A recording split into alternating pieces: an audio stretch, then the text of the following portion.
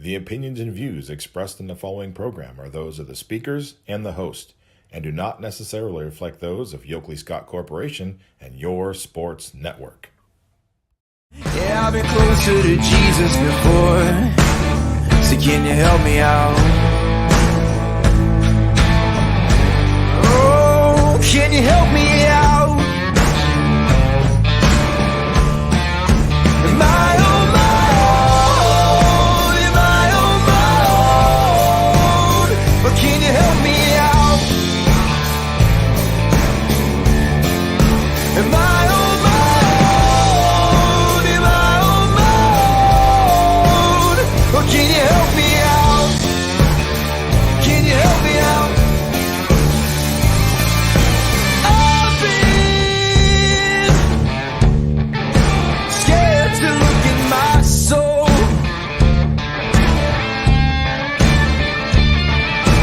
I've been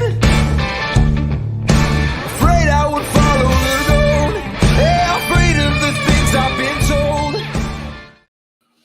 What is up, party people? Anthony Hartwig with you. This is a Thursday episode of Running Point on ysnlive.com. As always, brought to you by our good friends over at Greenwood Chevrolet in Austintown. As I always do, I'll put them in that top right corner so you can know exactly where to go. If you are in the market for a new or used vehicle, head over to Greenwood Chevrolet in Austintown. They go the extra mile for you, and we try to do the same here on this show every day. And we thank them for their constant support and sponsorship of Running Point and YSN. Everything that we do on YSN couldn't be done without our wonderful sponsors. We thank them always, always, always for what they're able to do for us. Let's talk about yesterday. Let's recap yesterday like we always do to start off this show. And it was hit or miss, right? We had some teams that were able to dodge the raindrops, dodge the scattered storms, and get a game in, but we had a lot of cancellations as well. So kind of one of those days where you win some, you lose some. You get the games that you're able to play, and unfortunately, you can't play everything. So let's go into the scores from last night. My game was canceled, so I know we usually start where I was at, but instead let's just go into the scoreboard and see if we can't wrangle in some great recaps from yesterday's games. We'll start with Crestview softball and getting the win 16-3 over Campbell Memorial. Brooke Brubaker hit her first home run of the season in this win, 16-3 the final score. Crestview continues to roll inside the MVAC. That's 3 wins in a row inside the conference, dating back to Monday against Liberty, and all of them have been really dominant fashion. I haven't been able to see them live yet. I know they lost a lot of talent from last year. So far, not really phasing the Rebels too much. I was interested to see what Crestview would be able to do this year, not only because they lost the seniors they did who went on to play in college and really important seniors to this program, but also because Greg Eskra, stepped down as the head coach. So they were starting a new era of softball with a new head coach. I was really interested in what they would look like, how they would do, and the standard of excellence has not gone away from Crestview. Obviously, they continue to just dominate the MVAC, and they'll continue to do so as they go throughout the season. I'm excited to see them play live at some point this year. Salem baseball is on deck, and they got the win last night, 20-1 over Mineral Ridge. An absolutely dominating performance by Salem's pitching, and I said it yesterday with Scotty when we were kind of talking about Mineral Ridge. We were talking about Salem. I told Scotty, Salem can bring a really good pitching staff to the table, and they can shut down a really hot offense. Mineral Ridge was coming off a back-to-back game with double-digit runs. Their offense was feeling it. They were putting the ball, batting the ball really well. Salem comes in with a really good pitching staff and just quiets the bats completely. 1 run allowed, and obviously Salem's offense was up and running at a high clip last night as well. Let's go into the recap. We have this one on the website. You can go to ysnlive.com, see all of our game recaps and more on the website. Make sure you check that out. Our content team does a really good job of trying to get as many stories and games as possible up there on the network. Let's go into the Salem story and see who were the big contributors to the Salem's win, 20-1 over Middle Ridge. It started right off the jump, right? Salem scored 18 runs in the first 2 innings of the day. Their big bats, just to name a few of them, they had a lot of big bats. Obviously, you have to score 21s. Lance Bailey had a great day. He was 3 for 3. Cameron Kelm, 2 for 3 on the day. Bailey also was the winning pitcher. He went 5 innings, gave up 2 hits, 1 run, and struck out 5. Um, Sandy was the losing pitcher for Mineral Ridge. He one of the things I respect about his outing, and a lot of baseball coaches can respect it too, is you're not always going to have your best stuff. You're going to go out there. Sometimes you're just going to run into a good lineup that makes good swings on you. He still pitched the entire, he went and pitched the game, right? So he went and just did his job, and he ate some innings, and he really made life a little bit easier going forward for Mineral Ridge's coaching staff when you have to manage pitch count, manage your pitchers.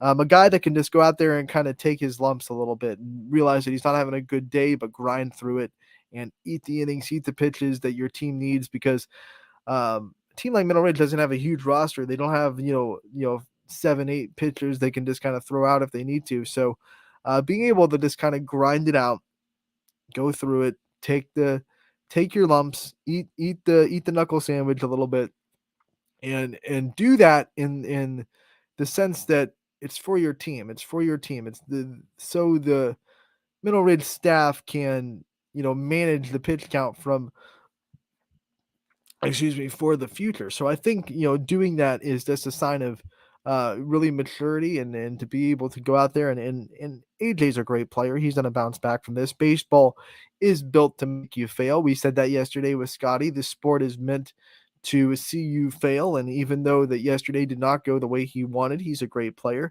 He'll bounce back from it. He'll have good days. He'll have good days ahead, and I think he was able to realize that. He went out, he pitched confidently every pitch, even though he was getting hit, and he saved his pitching staff and he saved his coaches from a lot of headaches going forward. Speaking of the future, Middle Ridge will be back in action on Wednesday as they play East Palestine. They'll have a couple of days to, obviously get back, and Salem back in action on Saturday. Almost at Sunday. Saturday as they play McDonald on Saturday for their next game.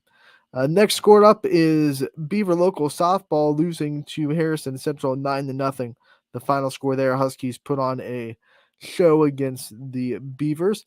Columbiana Softball was able to get the win 17-0 over Latonia. Mackenzie Gamble continues to just show everybody exactly what she's made of.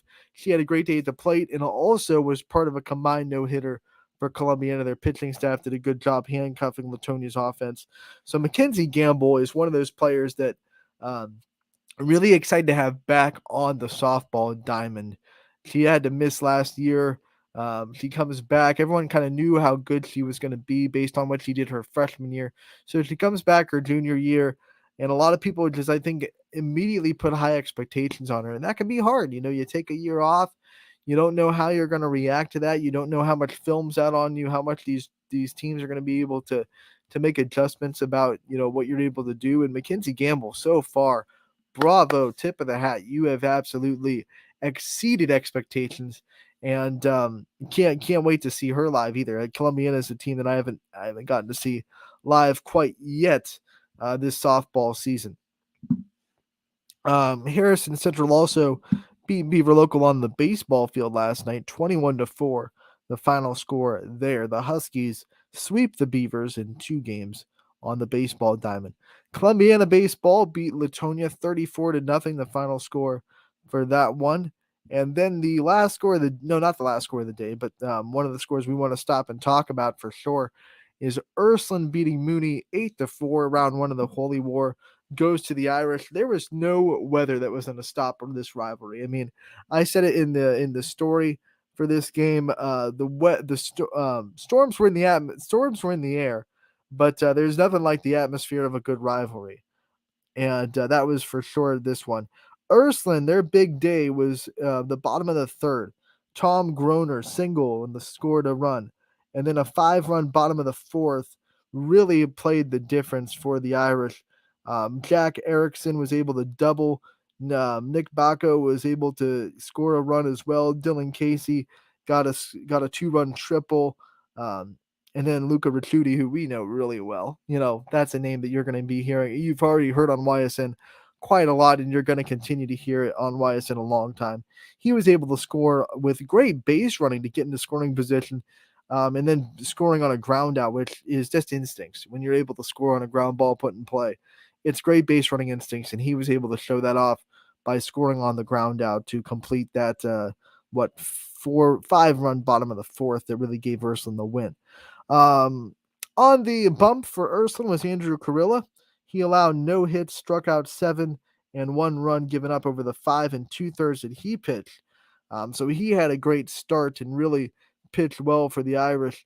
Mooney tried to come back, but it fell a little bit short. Ursuline has a few days off before they go back in action on Monday as they hit the road and they will play Chardon. That'll be a 4:30 start time in Chardon for Ursuline as they continue their season. And Ursuline has looked really good. I think no one's surprised by that. You come into this season with players like Andrew Carilla and Ricciuti and Erickson. I think those are names that you've heard a lot and are going to come into the baseball season and do a lot of good things. So we talked a lot on this show during the baseball season with our player profiles and even talking with Scotty about how success and past success can bring expectations on your shoulders and how much that can be kind of a pressure cooker to have to deal with the outside expectations that success can bring. And I think Ursuline is one of the teams that has really handled that really well, kept everything kind of internal and not let the outside opinions on what they should be doing or the outside expectations on what they should be doing affect what their mindset is. They have their own expectations. They know what Ursuline's standard is. They know what Paul Kemp expects out of that team, and that's all that matters to them. They don't really care about whether or not Johnny Schmo from the trail from Youngstown thinks about Ursuline softball. They care about what they're thinking about, what their expectations are. And although their high expectations might line up with some people's expectations, I think when you keep the mindset internal, like we're talking about, what you're able to do is really not be let down by a valley, a dip. Baseball, again, is designed to see you fail. And the Ursulines going to have a game. They're going to have an inning. They're going to have a game. They're going to have a week, maybe hopefully not a week for them, but they're going to have a point in this season when things aren't going right. That's just baseball. You're going to make errors. You're going to strike out. You're going to ground out. You're going to have a pitching day where you're not hitting your spots. It's just going to happen. It happens to everybody.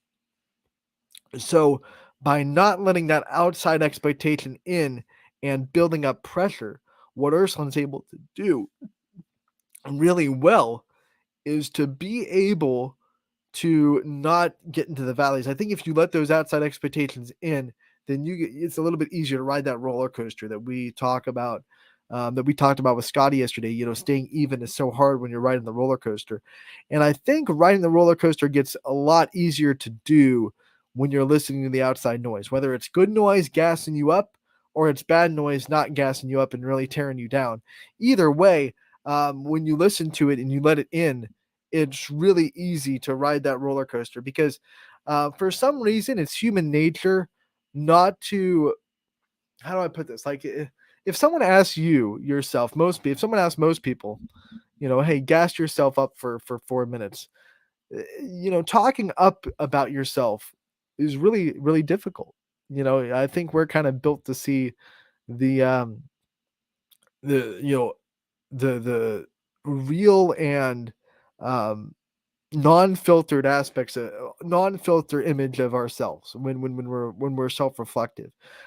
So it's a lot easier for us not to get really high on ourselves when we're talking about ourselves than it is for us to let those outside outside opinions in. They can be gassing us up and they can give us that fuel to get up to the peak of the roller coaster. But when you're just talking to yourself and you're only internal, I think it's a lot harder to get to the peak of that roller coaster and to be able to go whoop, whoop, obviously when you're really down and you're also letting that external noise in, you can get really down because that's all you're hearing.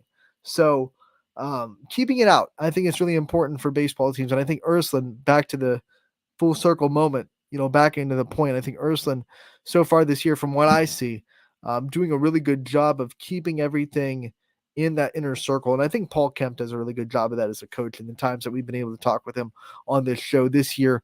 His preseason interview was done by Matt Morrison, and he talked a lot about the mental aspect of the game. And I think Matt even asked him about the expectations coming in and how much talent this team had and how much because of that talent, people expected good things. And I'm not saying that's wrong to have people want you to succeed and look at you and say, this team is good, they're talented, they should succeed.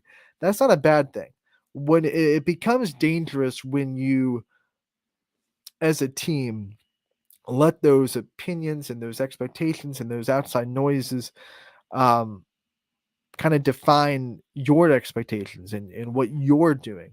Um, you got to keep them at a distance. You got to keep them at arm's length.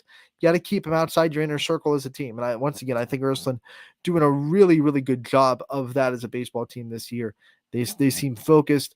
They seem really keyed in on what the expectations are in their own locker room, in their own dugout, and they don't seem to be listening to outside noise at all. And I think that's one of the reasons why we're going to see Urslan succeed at a very high clip this year. They're led by a great coach that does a good job preaching that, and they have great leaders that have been there and done that. They can succeed as well and not let the outside noises get to them with that success. So I think Urslan is in really, really good shape as a baseball team. And I think Mooney is too. I think this was a good baseball game. It could go the other way the next time these two teams play.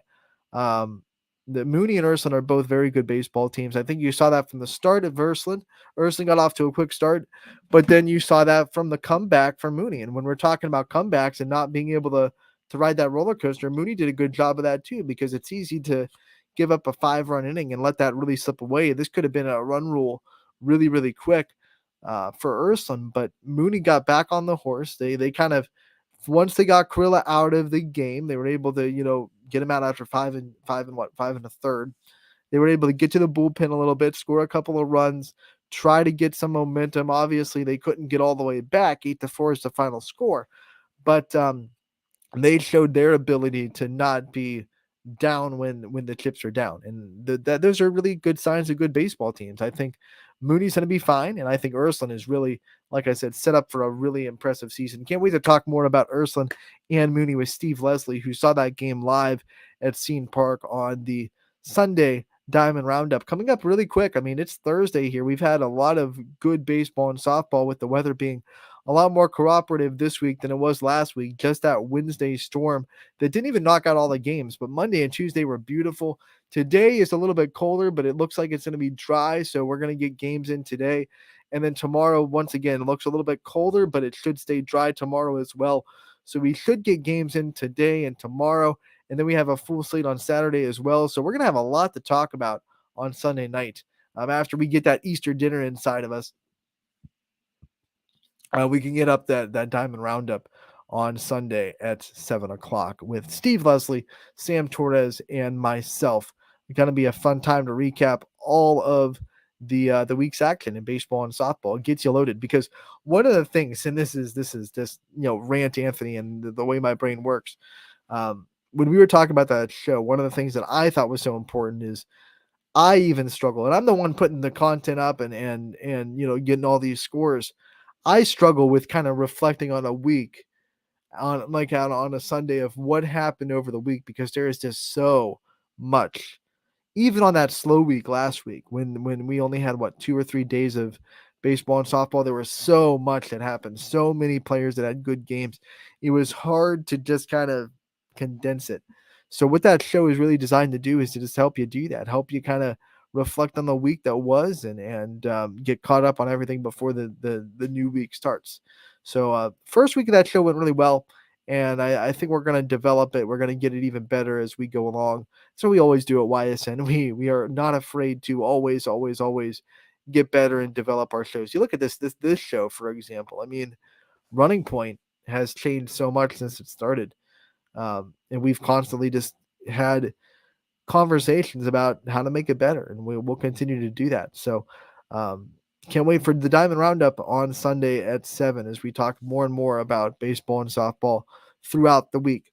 What we have for you today, we have an interview for you today, like we try to do every single day. We're going to have you hear an interview from Gabby Gradishar from Champion Softball, having a great sophomore season after having to miss her freshman season due to injury. She has stepped in the circle. Coming into last year before she got hurt, she was hyped up. Like, this is one of the players that you kind of knew was coming into the season. Everyone in the softball community was telling you, can't wait to see Gabby Gradishar from Champion. She's going to really make some waves. And then we were all disappointed that the injury took her out of the season and we weren't able to see her play. And then obviously Champion dealt with more injuries. They were really hurt with the injury bug. And we saw some players step up and lead, but we saw some players that honestly weren't able to play, and then we weren't able to see them. And Gradishar got healthy in the offseason, came out. This is her first year now at the varsity level, and she's already thrown 2 no-hitters. So I think she's as advertised, and a great, well-spoken young lady. Can't wait for you all to hear an interview with her. That'll be coming up on the second half of the show. First, we're going to take a break, and we're going to say hi to all of our wonderful sponsors here on Running Point. So let's take a break. When we get back, we'll play an interview with Gabby Gradishar from Champion here on Running Point. Brought to you, as always, by Greenwood Chevrolet in Austintown. We'll be back in a bit. When looking for home design inspiration, don't just be inspired, be Baird inspired. Whether new or remodeling, Baird Brothers has the latest trends like shiplap to refresh your home. Go from inspiration to installation with our wide selection of in-stock American hardwoods. From the rustic charm of antique oak to the warmth of traditional cherry, Baird Brothers has what you need to make your home inspiring. Baird Brothers, our family's heritage, your family's home. Quality, customer service, and integrity. Those are the 4 words that have driven our success since 1957 at Joe Dickey Electric. Joe Dickey Electric is one Mahoning Valley landmark business that stays current with the requirements of our customers. Family owned and managed, we are an electrical contractor and energy solutions provider. Every member of our team adds to his or her skill set through ongoing training. Residential, commercial, industrial, automotive, and more. We keep ahead of the needs of our customers with a fleet of more than 50 vehicles and 24/7 emergency service, so you're never left in the dark. WRS Wealth Advisors, the area's premier wealth and retirement specialists. Located on South Avenue in Boardman. Your teams work hard and give it all they've got. Well, so does ours, because 21 Sports and YSN give you extra effort when covering local sports. 21 Sports and YSN, winning coverage of our Valley's teams. Hi, I want to tell you about my Trish Yearwood home collection available at Sheely's Furniture. With 2 locations serving Ohio and Pennsylvania, Sheely's is one of the country's top sellers of my home collection. And the best part? At Sheely's, you never have to wait for a sale. They offer everyday low pricing as well as a price match guarantee, so you can shop the Trish Yearwood home collection with confidence. Come see my collection with something to offer for every room in your home and get it all with free local delivery, only at Sheely's Furniture. Welcome back to Running Point on ysnlive.com. Thank you, Trisha Yearwood. Man, never thought that I'd have her as a part of my show as a commercial, but thank you to all of our wonderful sponsors on YSN and on Running Point, able to let us bring you everything that we're able to do. Again, can't do it without our sponsors. Want to give a quick shout out if you are looking for a sponsorship opportunity on YSN and you want to be someone that gets their commercials out, their logos out, their name out there to all of our wonderful community and our audience. All you have to do is go to ysnlive.com, ysnlive.com/live/ I'm so used to saying /live for the shows /advertising.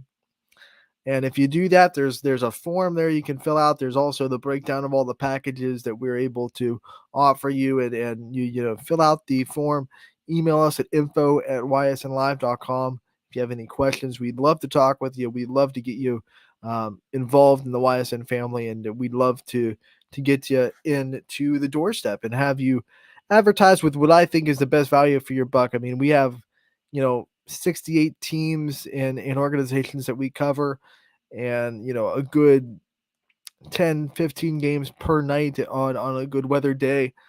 And then 5 days a week.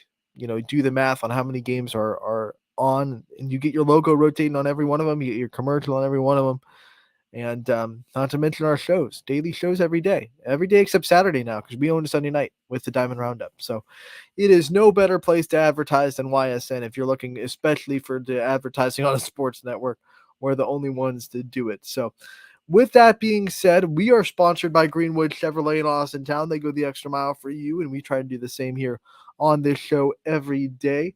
And we thank them for their constant support of this show and being able to be one of our main sponsors and our presenting sponsors since the start of it back in the day. So we thank them for their constant support and sponsorship of this show. Couldn't do the things like we're about to do without them, which is an interview with Gabby Gradishar. We're going to play that for you, sophomore from Champion Softball. And here you go. Anthony Hartwig here with another Spring Sports Player Profile, Champion Softball. We're joined by Gabby Gradishar, the sophomore from Champion. Thank you so much for joining us today, Gabby. Thank you for having me. And I said at the top, and I've said a lot of people, like, you're a sophomore, but because of last year and the way it went and the injury, you're kind of a freshman as far as your varsity experience on this high school field. So that being said, what's it been like getting out there this year and being able to get your first taste of wearing that Champion jersey and to be able to be out there with your teammates and experience softball at this level? It's an honor to be out on the field. I know last year I really was hoping to get out there with the team, but being out there this year has really helped me, and being with the team has been amazing. How did you manage last year? Obviously, a lot of disappointment. You, like you said, you really wanted to be out there, but you also had to kind of be a leader, take in what you could, and try to be there for this team. What was it like last year trying to do all that with the disappointment of not being out there? It was definitely difficult, but really being able to learn the other side of the game has helped me be as a player and just really connect with each player individually on the sidelines really helped. That being said, I'm sure you had to work extra hard this offseason to get yourself ready for this season. What was it like preparing for the season in the summer and the travel ball and then the winter and the practices and the scrimmages? What was that like gearing up for this high school season and knowing that, you had to kind of use this as your freshman year kind of with your first experience? Definitely more work than I thought, but it was definitely worth it. And just really the motivation to get back on the field has helped me get towards my goal. Every time we talk to a Champion softball player, we ask them about this program and what it's like to be a part of it. Obviously, there's a lot of excitement when you're able to put on this Champion jersey with all the success the softball team has had. What was it like growing up with this softball program and being able to kind of dream about being a softball player at Champion? Growing up, I just remember looking up to those girls who played and just wanting to be out on the field and play like they did. And coaching staff, Coach Weaver, Coach Carp, they're just amazing. After all that and all that looking up to and all that anticipation, what was it like? Let's go back to your first game. You put that Champion jersey on and it's go time. What was going through your head? I was just so excited. Couldn't wait to get on the field, and just really playing that first game really made me more excited for the season to come. What a debut you had. You threw a no-hitter against Newton Falls. You've already thrown a second one. What has been working so well for you early in this season on the pitcher circle? I think the connection between me and Addie, my catcher, we have played together since T-ball, and just really having that connection and the teammates behind me really pushing me has helped. Yeah, we already talked to Addie, and she talked about how much she wanted to catch with you last year and how much she has built the relationship with you. How important is that to you to have that strong relationship with your catcher and to be able to really trust your backstop to have your back? It's so important, just being out there, knowing that she's there for me and really helping me know what I got to do to win. And even the other games, she called her own pitches and she did a fantastic job. And that's the other thing I want to ask about. What's it like to have a catcher that can call your pitches and know what you throw and kind of know what the other team is and know what the scouting report says about these hitters, and to have a catcher that's able to do that with you, it's got to build trust, right? Yeah, it also helps because she can see more where the batter's at and where we need to throw and things like that. So it really helped. From your perspective and seeing a lot of these hitters for the first time, what's it been like navigating some of these lineups, especially in these non-conference games that you're about to play, with a really good lineup, and you have to kind of go 1 through 9, focus in. What's that been like for you so far? Definitely got to learn the batters as you go through the lineup, and then also having a great defense behind me has really helped. Yeah, great defense behind you indeed, and great players on this team. I want to talk about also that first game. You went back to back to back on the offensive side. You were a part of 3 straight home runs with Addie and Isabella. What was that like, being a part of back to back to back home runs? It was crazy just knowing that feeling that, okay, I hit one and now the next girl hit one. Just so happy for my other teammates to see that they're also accomplishing their goals too. Coach Weaver has you in that leadoff spot in the lineup. I mean, usually that's reserved for your slappers, your speed runners that are able to just put the ball down on the ground and run to first. You bring the power to the top of the lineup. What's that like, setting the tone for this team right from the jump on the offensive side? I know as my job as leadoff, I have to put the ball in play and start off the inning and also cheer on the girls and tell them what I'm seeing in the box and what they should be expecting too. I know it's early in the season, but what are some of your favorite parts already of kind of being on this team, and favorite memories that you already have with this team this year? I'd say just the atmosphere of Coach Weaver, Coach Carp, and just the girls. We all have a nice connection and we all get together so well.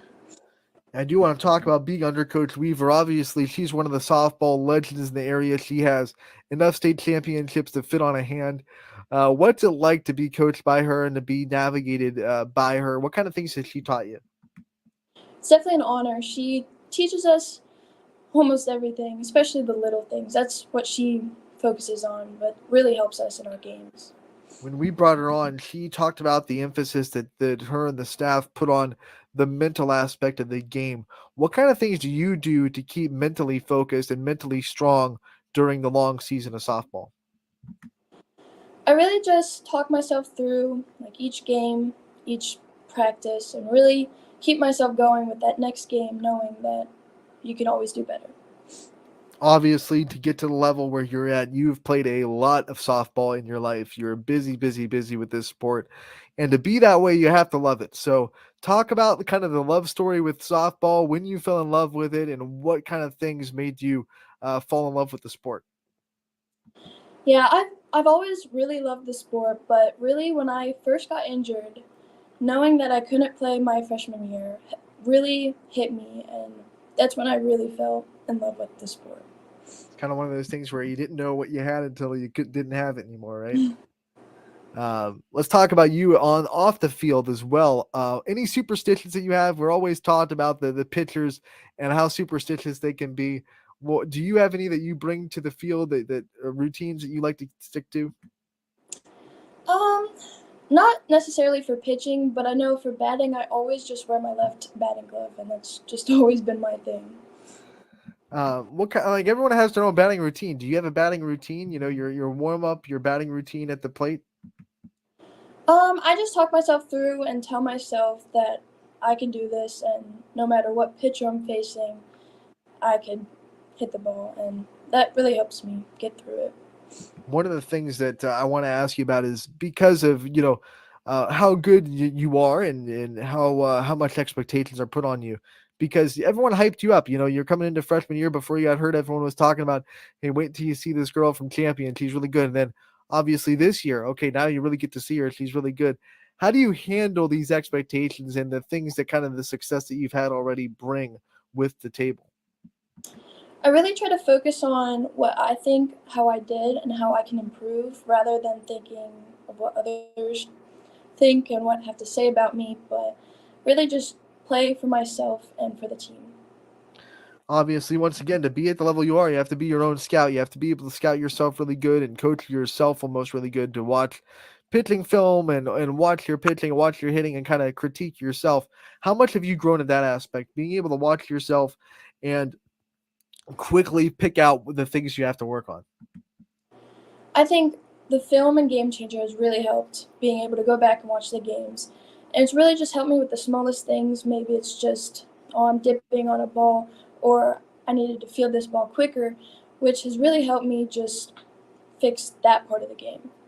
All right, you can attack the hitters in a lot of different ways. I've seen it live. What's your favorite pitch to throw? What's your go-to? You know, it's a 3-0 count. You need a strike. Where are you going?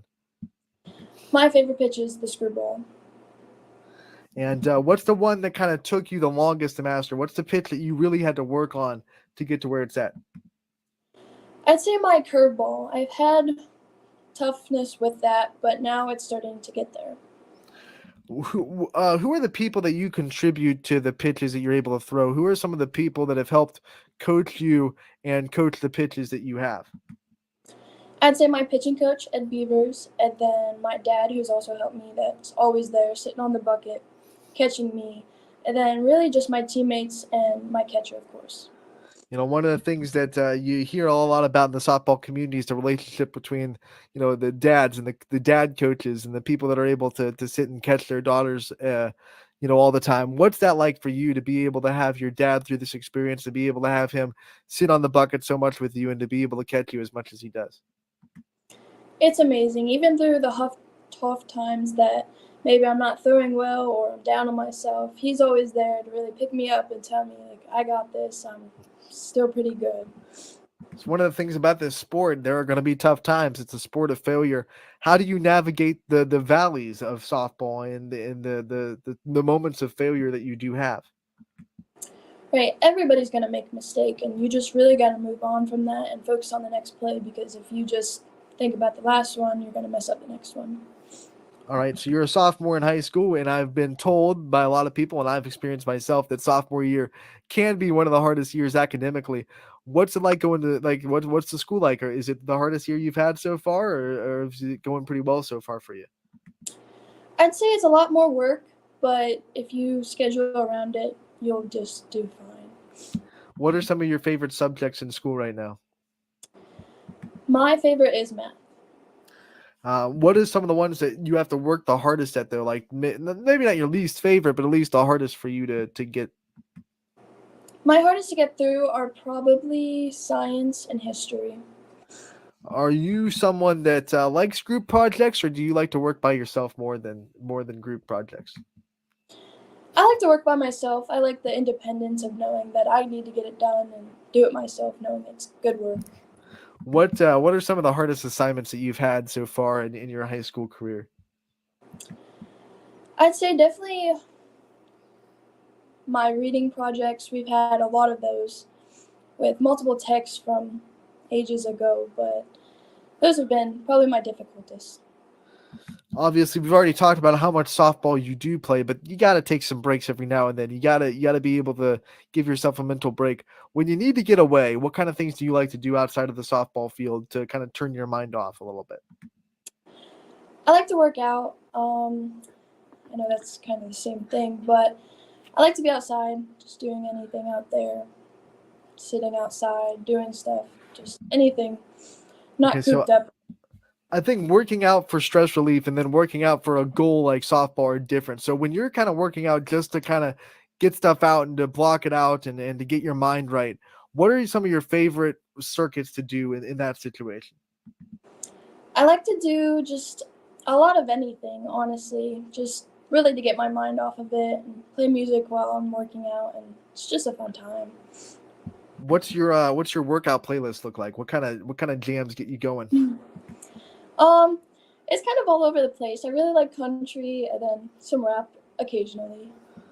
What is there like? And I know you guys don't have walk-up songs in high school, but if you could have a walk-up song, like what would be your walk-up song?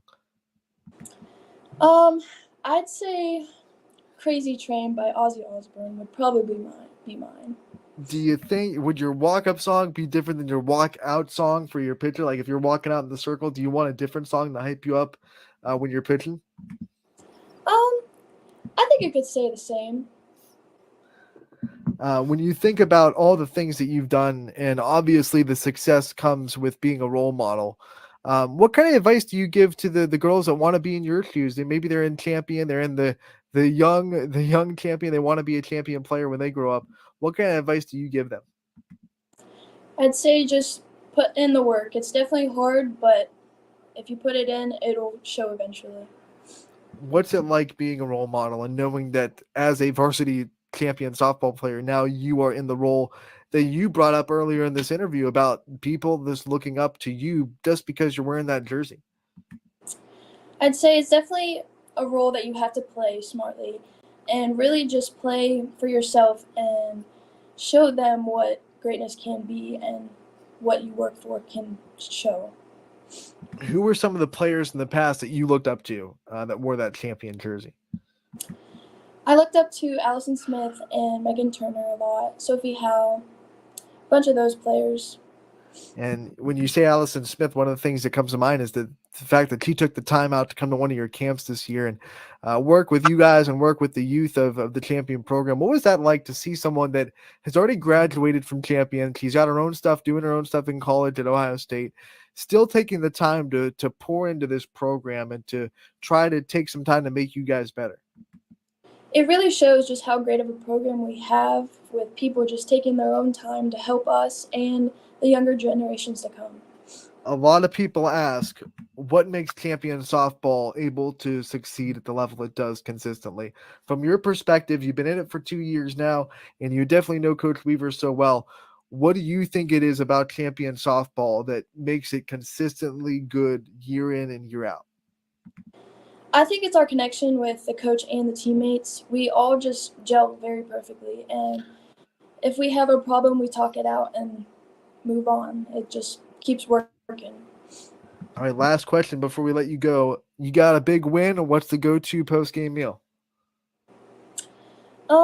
Just honestly, I like to be humble and just be myself and celebrate with my teammates. Where are you going to eat? What's the favorite post-game meal after a big win? We normally go to this Mexican place right in Champion. I heard that. So what's the Mexican order for you? What do you get? I get the AP special, which is chicken and rice. That is the dinner of champions for sure, pun intended. Before we let you go, I do want to give you the chance to give a shout out to your support system, all the people that are there for you, and will continue to be there for you throughout your career. Yeah, I'd really like to thank my coaches, my family, and all my teammates. It really put my pressure on me to do better and to do the great I can. All right, Gabby, thank you so much for taking the time to join us today. We loved hearing from you. We'll continue to watch you throughout this season. We wish you the best of luck, and we can't wait to talk to you again real soon. Thank you. That was Gabby Gradishar, the sophomore from Champion. She has already thrown 2 no-hitters this year, and she is definitely starting off her varsity career with a bang. And I've said it before, I think sophomore by class, but by experience on the varsity level, at least at Champion, a freshman. But I have to retract that a little bit. Well, caveat to that statement, because she has a lot of experience in the travel ball scene and the level of travel ball that she plays. Kind of gives you a second varsity season. So, first year as a high school athlete playing at Champion for sure in the first year, getting that kind of experience and what that brings to it, but not the first year of playing softball at the varsity level, I would say, because, like I said, her travel ball team and the level of softball they play, you could pretty much, substitute a varsity level softball for that. But she has been impressive. I've already had the chance to see her live. She said curveball and screwball, and that's definitely it. It defines her pitches.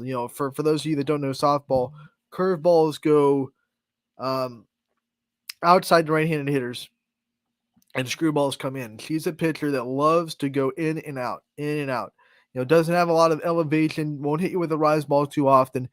She has it. She'll use it. She'll use her velocity, but that hard curveball going outside to right-handed hitters, and then she can hit you with a screwball that's just as fast coming back in. and that's tough to handle. And then obviously if you're a lefty, you're coming up to slap um, that screwball that comes in at you takes away the left-handed slap hitters love the outside of the plate, right? Because they want to hit it towards the 5-6 hole, and into the left side of the infield. Um, you can't do that when the pitch is screaming inside of you. So if a pitcher has a really good screwball like Gratishard does, and I think it's probably, from what I've seen, and I only saw her one game against Canfield, they did have a couple lefties in Canfield's lineup, and she did use that screwball. I think it's probably her best pitch, the screwball that goes um, inside to righties, outside to lefties, um, and then the curveball. I'm sorry, curveball is probably her best pitch going inside to lefties, because that hits you inside.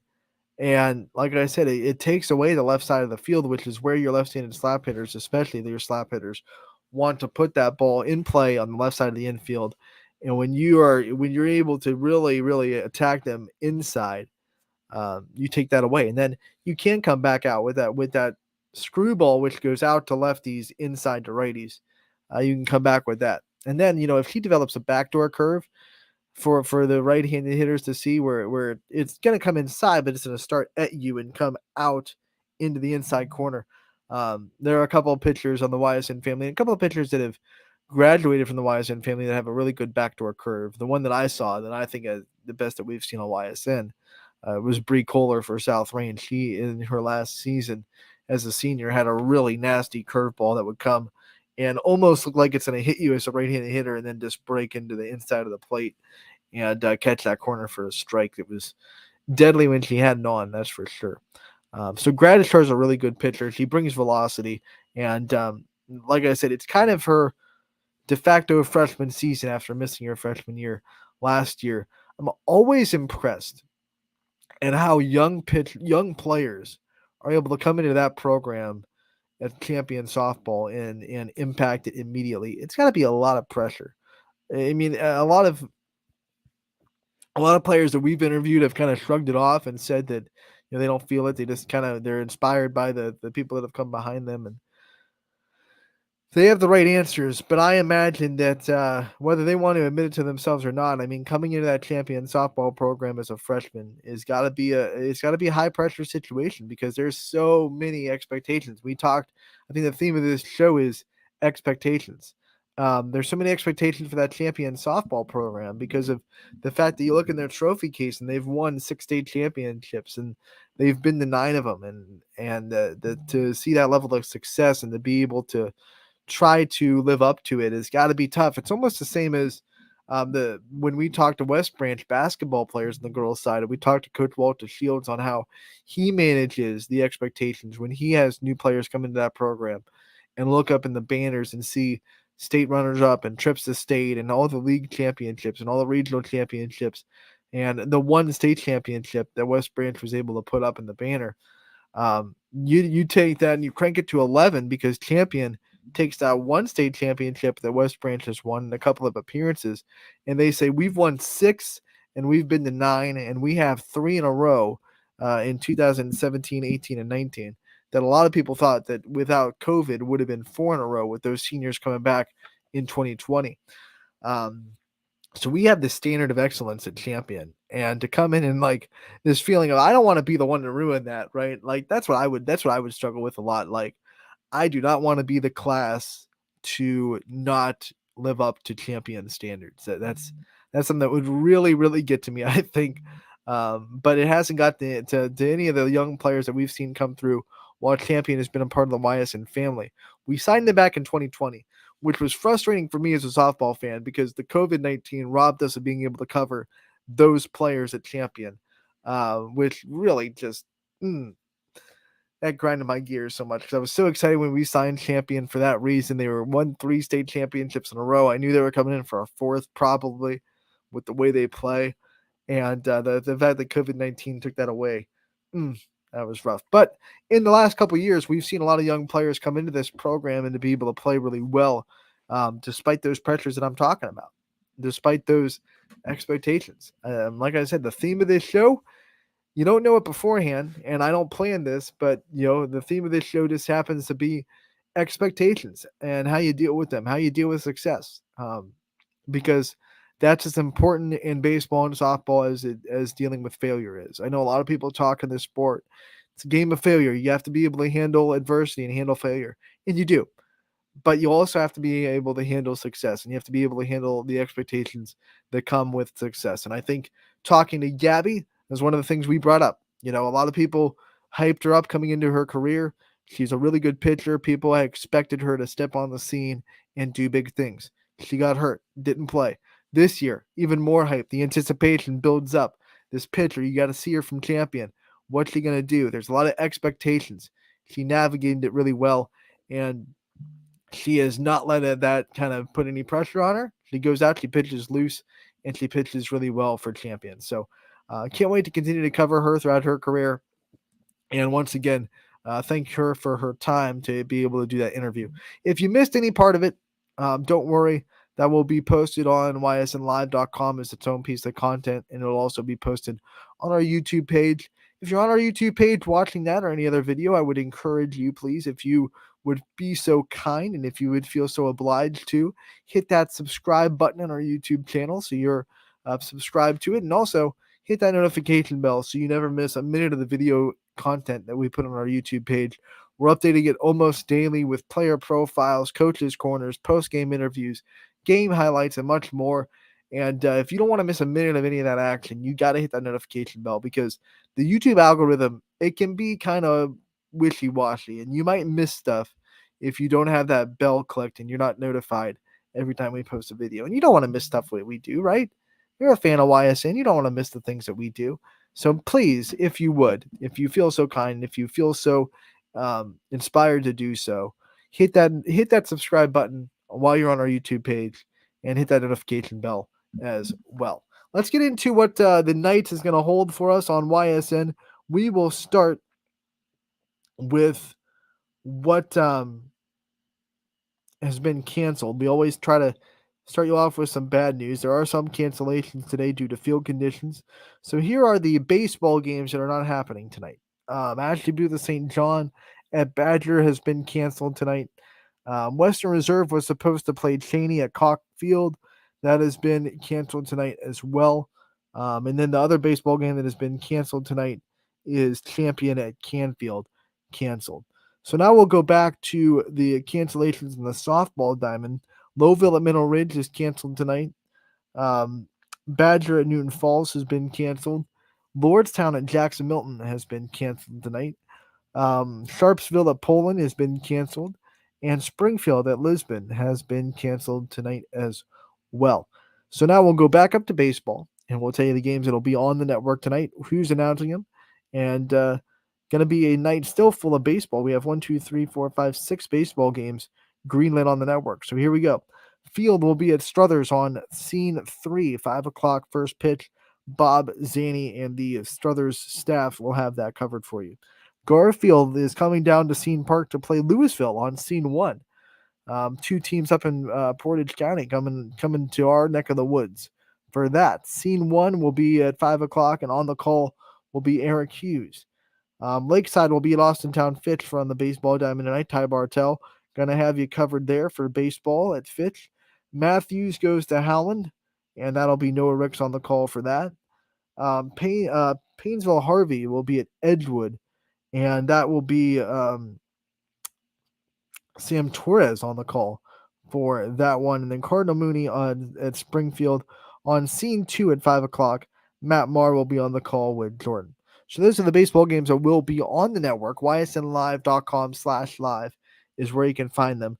Now we'll finish out baseball, and we'll tell you the games that are also happening with YSN family teams. 4:30 start time in Jefferson as the Falcons welcome in Conneaut. We'll have Chalker at Wyndham tonight. That is still happening 5 o'clock. The rest of these will be 5 o'clock start times. Harrison Central will be at I saw the H&C. Heartland Christian will be at East Palestine tonight at Next Level Sports Complex. 5 o'clock is your first pitch there. Jackson Milton will be at Brookfield tonight. 5 o'clock first pitch. And then Lordstown at LeBray tonight. 5 o'clock first pitch there. And then last but not least, Mogador and West Branch have picked up a game. They will be playing at West Branch at 5 o'clock. Here are some softball games that are happening. Unfortunately, through the cancellations, no softball on the network tonight. But Matthews will be playing at Howland. That'll be on the football field at Howland. They're going to be playing on the turf on the football field at Howland for Matthews and Howland. Edgewood will be at Grand Valley tonight at 4:30. Also a 4:30 start time. Ursuline has been moved to Champion. This game was originally scheduled to be at YSU, and then it moved to McCoon Park, and now it's moved to Champion. So 4:30 at Champion, Ursuline versus Champion. JV will be right after that for fans that are interested in the JV matchup of that. Bristol will be at LeBray tonight, 5 o'clock. First pitch will be there. Latonia will be at Wellsville, 5 o'clock. Let's see. Southeast is still going to Garrettsville Garfield at 5 o'clock as of now. Struthers will be at Lakeside tonight, 5 o'clock first pitch. And then Western Reserve is still going to East Palestine. That'll be at Next Level Sports Complex as well. Our ace photographer, Gary Leininger, will be at both East Palestine games tonight at Next Level. So be sure to check out our Smug Mug later on in the evening for pictures to purchase from East Palestine, Heartland Christian Baseball, and Western Reserve and East Palestine Softball. Gary's doing a wonderful job, and he'll get out there and get both those teams covered for you tonight. That'll do it for this show. I want to remind everybody there will be no show tomorrow. I will be out in a game. I'm going to be doing West Branch at Dover softball at 12 o'clock. So instead of Running Point, you'll be able to tune into some softball tomorrow afternoon. No show tomorrow. We'll be back on Monday. I have 2 games tomorrow, actually. Dover at West Branch at noon, and then I'll be making the trip up to Louisville for their evening game at 5 o'clock as they welcome in Massillon Jackson. So 2 games tomorrow on tap for me, and then I'm doing 3 softball games on Saturday. So although no softball tonight, you're going to have 5 games from me in the next 2 days to make up for it. So that should be fun. I'll be back on Monday with a lot of great content and a lot of great interviews for you as always. But thank you so much always tuning in to Running Point. We thank the audience for doing it. We've gotten a lot of viewership in the last 2 weeks. So I want to take the time to thank everyone for taking the time to tune in and listen in and to continue to enjoy what we're putting out, what I'm putting out on this show. Once again, I'll be back on Monday from 1 to 2. We'll have softball on the network in the afternoon tomorrow in lieu of this show. Softball from West Branch tomorrow at noon. Dover versus West Branch. Don't miss a minute of it. We'll be back on Monday from 1 to 2.